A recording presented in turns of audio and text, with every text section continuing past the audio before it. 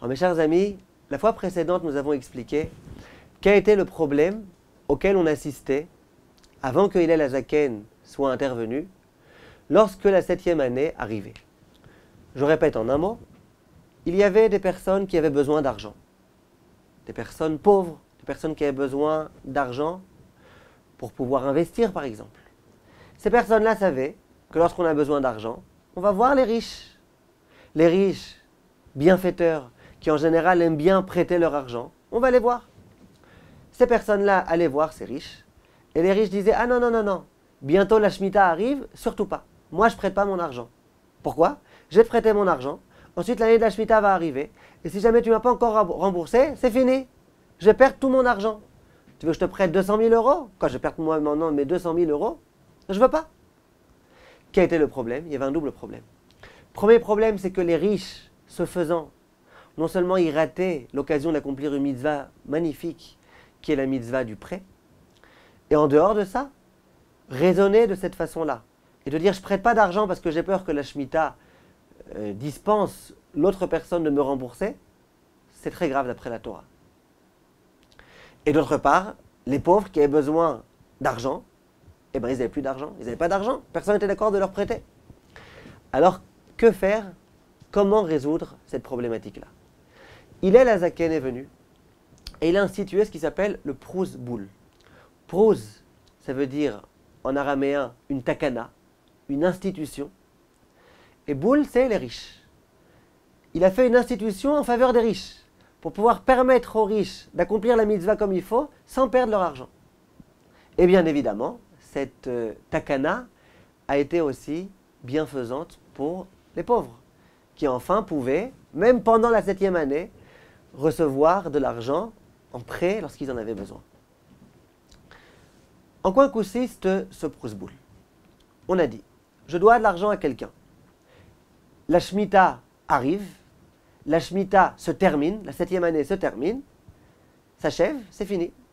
L'argent que je devais, je ne le dois plus. Je ne dois plus rien. Je devais 100 000 euros, je ne dois plus rien. Hillel est venu et a institué le Pruz Boul.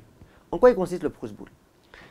Cette personne-là, à laquelle je dois ces 200 000 euros, elle va voir le Beit Din. Elle va voir 3 Dayanim.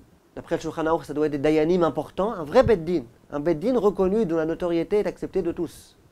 On va voir ces 3 Dayanim. Et on leur dit, regardez, je vous confie d'une certaine façon toutes les dettes que les gens ont à mon égard. Il y a des gens qui me doivent de l'argent, lui il me doit 100 000 euros, lui il me doit 50 000 euros, lui il me doit tant et tant de dollars. Et bien tout cet argent-là, d'une certaine façon, maintenant c'est vous qui vous en occupez. Et si jamais il y a besoin, c'est vous qui irez réclamer cet argent chez ces personnes-là. Une fois que je donne cet accord-là, que je confie ces affaires-là au Beit Din, ensuite, une fois que la Shemitah sera passée, on considère que la Shemitah, elle n'a pas dispensé la personne qui devait de l'argent de le rembourser. Et donc, moi ensuite, je peux venir réclamer cet argent. Donc, comment ça marche rapidement? Il y a 2 explications qui sont données. L'une des explications, c'est de dire que lorsque je viens voir le Beit Din et que je leur dis, regardez, c'est vous maintenant qui vous occupez de cette histoire-là, d'une certaine façon, c'est comme si, depuis ce moment-là, la dette avait été payée. D'une certaine façon. Puisque c'est le Beit Din qui a de la force, qui a du pouvoir, c'est le Beit Din qui s'occupe de ça, c'est comme si le Beit Din avait déjà réclamé l'argent, d'une certaine façon. Et donc, au moment où la Shemitah arrive, c'est comme si l'argent avait déjà été payé. La Shemitah, elle dispense de payer des dettes qui n'ont pas encore été remboursées. Si je considère que c'est comme si ça avait déjà été remboursé, ce n'est pas la peine. C'est la première explication qui est donnée. La deuxième explication, c'est de dire que la Torah, elle a interdit aux créanciers de venir voir la personne qui lui doit de l'argent et lui dire « tu dois de l'argent, tu me dois de l'argent, tu me dois de l'argent ». Mais par contre, elle n'a jamais interdit ça au Beit Din. Elle a interdit ça à chaque personne, au particulier, pas au Beit Din. Le Beit Din n'est pas concerné par cette interdiction. Donc lorsque je dis au Beit Din, cet argent-là, d'une certaine façon, c'est à vous d'aller le réclamer, ben, le Beit Din aura le droit de le réclamer. Et dès lors que j'ai dit au Beit Din que je lui demandais à lui de le réclamer, je peux aussi après moi le réclamer. Pourquoi? Parce que, en quelque sorte, je le réclame pour économiser du travail au Beit Din. Mais si jamais toi tu n'es pas d'accord de me payer, c'est le Beit Din après qui ira chercher l'argent. Donc, de cette façon-là, Hillel a tout résolu. Et mes chers amis, c'est important d'accomplir cette chose-là. C'est très important. Et c'est important de bien comprendre. C'est important de bien comprendre que si jamais je n'ai pas écrit de Proust-Boule, ensuite, je n'ai plus rien le droit de demander à la personne. La personne, elle me devait avant la Shemitah 200 000 euros. Après la Shemitah, elle ne me doit plus rien si je n'ai pas écrit de Proust-Boule. C'est qu'en ayant écrit ce Proust-Boule, comme il se doit, que je pourrais ensuite effectivement aller réclamer ces 200 000 euros. Donc c'est important. Et une personne qui n'a pas accompli le Proust-Boule, eh ben c'est fini. Après, elle ne peut plus réclamer son argent. Et si elle réclame, c'est une interdiction de la Torah. Donc, c'est une halakha à bien connaître.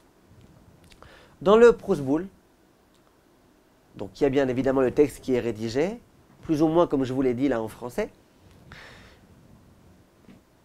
En principe, on devrait aller voir le Beddin et signer ce texte-là, cet acte-là, devant le Beddin. Simplement, c'est compliqué d'aller voir un Beddin. C'est très compliqué. Surtout qu'en général, comme je vais vous expliquer dans un instant, on écrit ce Proust-Boule juste avant Rosh Hashanah. Vous imaginez bien qu'avant Rosh Hashanah, on a d'autres choses à faire qu'aller faire la queue devant le Beddin, 200 000 personnes qui viennent faire la queue. Donc Rachamim ont institué qu'on pouvait aussi rédiger, écrire, signer ce Proust-Boule-là, pas forcément devant un Beddin, mais devant deux témoins. Ça veut dire, sur le papier, il est écrit, à peu près, le texte est le suivant, je vous le lis si vous voulez.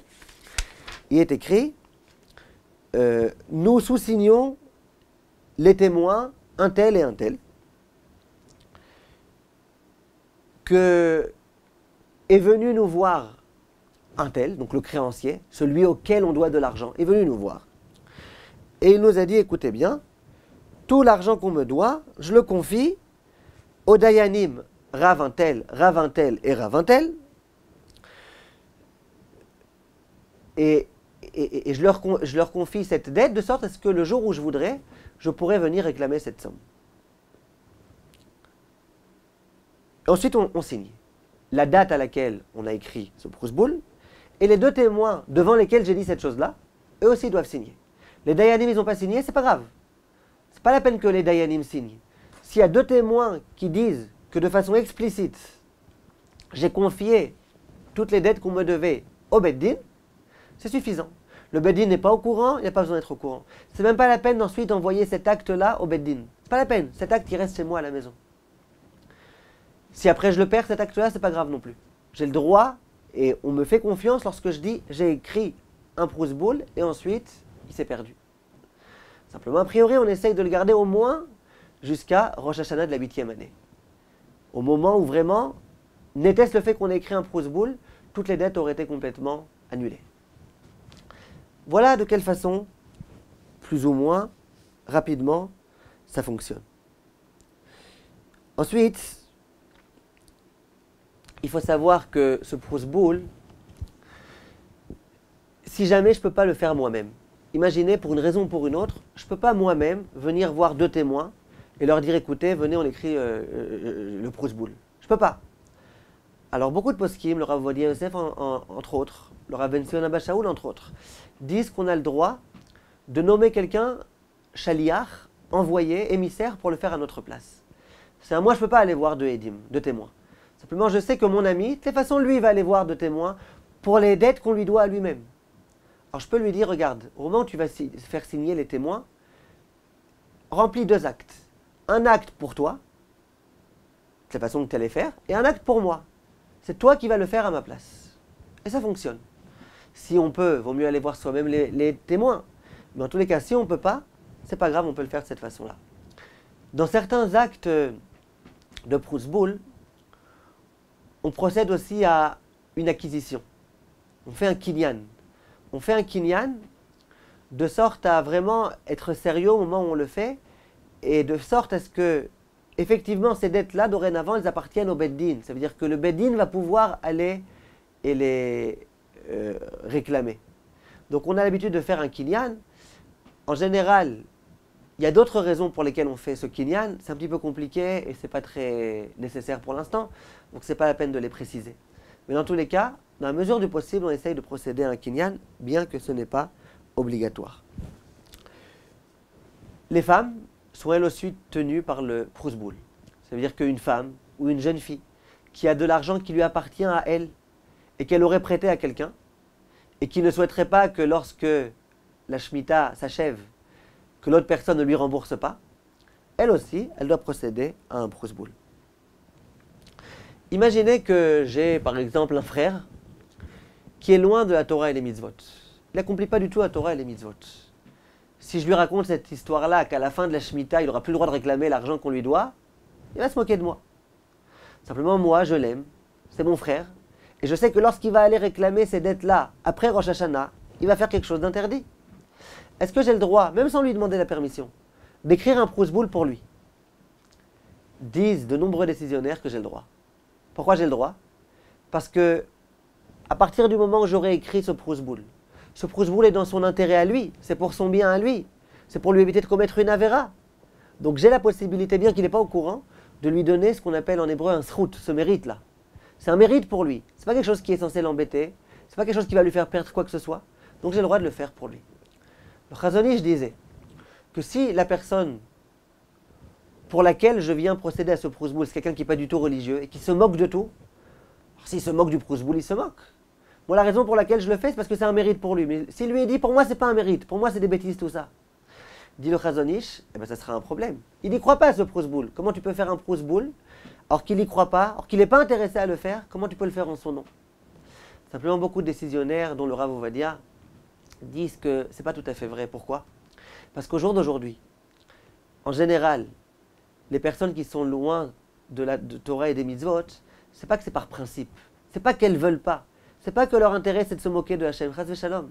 C'est des personnes qui n'ont pas le courage, qui ne sont pas suffisamment informées, qui n'ont pas les nerfs. Mais si ces personnes-là, on leur dit, tu sais, tu n'as rien besoin de payer, au contraire, tu as tout à gagner, ben bien sûr qu'elles seraient d'accord de le faire. Et donc, pour ce genre de personnes, en tous les cas, on peut écrire un brousse-boule en leur nom. Autre point important. Lorsque j'écris un brousse-boule, ce brousse-boule-là, il concerne toutes les dettes qui avaient été faites avant la date de la rédaction du brousse-boule. C'est-à-dire qu'imaginez que, durant la 7e année, au lieu de rédiger ce brousse-boule juste avant la fin de la 7e année, je décide de rédiger ce brousse-boule au milieu de la 7e année. Au mois de Nissan de la 7e année de la Shemitah, je rédige le brousse-boule. Et que 2 jours après avoir rédigé ce brousse-boule, je prête 100 000 euros à quelqu'un. Et bien là, lorsque l'année de la Shemitah va arriver, ces 200 000 euros, je les ai perdus. Ah, mais j'ai écrit un brousse-boule? Non. Le brousse-boule, il concerne les 200 000 euros que tu as prêtés avant d'avoir rédigé ce brousse-boule. Les dettes d'après, elles, pas du tout. Elles ne sont pas concernées. C'est pour ça que d'une façon générale, on rédige ce brousse-boule juste avant Rosh Hashanah. Étant donné que le moment à partir duquel toutes les dettes sont effacées, c'est à l'issue de la 7e année. C'est-à-dire au moment où Rosh Hashanah de la 8e année arrive. Voilà pourquoi on rédige juste avant, un petit peu avant, la veille de Rosh Hashanah en général, on rédige ce brousse-boule. Si on veut quelques jours avant, on peut. En tous les cas, en sachant bien qu'ensuite, si on prête de l'argent à quelqu'un pour une brève durée et que la date du remboursement tombe avant Rosh Hashanah et que l'autre n'a pas remboursé, eh ben c'est fichu puisque je n'ai pas écrit de brousse-boule. Le brousse-boule, je l'avais écrit avant. Ça, c'est un point important. Imaginez que j'habite aux États-Unis et que j'ai prêté de l'argent à des personnes qui habitent en Israël. Maintenant, vous savez qu'il y a un grand décalage horaire. Au moment où, en Israël, le Rosh Hashanah de la 8e année entre, aux États-Unis, on est encore la veille de Rosh Hashanah. Justement, le moment où on est en train de commencer à écrire les brousse-boules. La question qui va se poser et qui a intrigué les décisionnaires est la suivante. Imaginez que la personne qui me doit de l'argent, pour elle, Rosh Hashanah est déjà entré. Ça y est, c'est fini. Est déjà entré, et moi, je n'ai pas encore écrit mon brousse-boule. Moi, je me suis dit, j'ai jusqu'à l'entrée de Rosh Hashanah chez moi en Amérique. Simplement, lui, il se dit, ben non. Moi, dès lors que Rosh Hashanah est entré en Israël, eh ben c'est fini. Comment on fait dans ce cas-là? Et les décisionnaires, ils se sont posé la question. La plupart des décisionnaires ont dit, non, ça dépend de l'endroit où se trouve le créancier, la personne qui a prêté de l'argent. Si moi qui ai prêté de l'argent à l'Israélien, j'habite en Amérique, je peux écrire mon brousse-boule jusqu'à l'entrée de Rosh Hashanah en Amérique. Ah, mais la personne qui me doit de l'argent, pour elle, c'est déjà Rosh Hashanah. D'accord, pour elle, c'est déjà Rosh Hashanah. C'est déjà Rosh Hashanah, mais pour moi, c'est pas encore. Donc moi, je peux encore rédiger mon brousse-boule. Mais il y en a qui ont voulu dire, non, pas forcément. Le Rav Shlomo Zalman Auerbach, il s'est interrogé. Il s'est dit pas forcément. Pourquoi pas forcément? Il dit, la personne qui me devait de l'argent, pour elle, c'est déjà Rosh Hashanah. Donc l'interdiction de réclamer de l'argent dès lors que la 7e année est passée, peut-être qu'on peut la calculer par rapport à la personne qui me doit de l'argent. On ne sait pas très bien. Donc en pratique, on préfère rédiger le Prusboul à un moment où ni la personne qui a prêté de l'argent, ni la personne qui a reçu ce prêt ne se trouve encore déjà à Rosh Hashanah. Ça veut dire la veille de Rosh Hashanah. Donc aux États-Unis, si jamais on a prêté de l'argent à des personnes qui habitent en Israël, que de bon matin ou en début d'après-midi, en tous les cas, à un moment où on est sûr qu'en Israël, ce n'est pas encore Rosh Hashanah, qu'à ce moment-là, on rédige le Prusboul. Il y a certaines personnes qui souhaitent pouvoir accomplir la mitzvah comme il se doit de Shemitah. Avant que Hillel vienne, il y avait une mitzvah de Shemitah. Ça veut dire que j'avais prêté de l'argent à quelqu'un. L'année de la Shvit est arrivée. Et ce prêt-là, ça y est, c'était fini. Il n'y avait plus de prêt. C'est comme ça que ça fonctionnait à l'époque, avant que Hillel arrive. Il y a des personnes qui disent, d'accord, Hillel, il est venu pour les personnes qui ne sont pas très bien intentionnées, pour les personnes qui, sans cela, n'auraient pas prêté d'argent. Moi, j'ai envie d'accomplir la halakha de la Torah comme il se doit. Alors, ces personnes-là, on leur dit, écoute, si tu veux, tu peux écrire un Prusboul. Parce que malgré tout, il y a des gens qui te doivent $100 000, $200 000. Pour ces personnes-là, écris un Prusboul. Et procède à un prêt, un petit prêt, un prêt de 50 € si tu veux.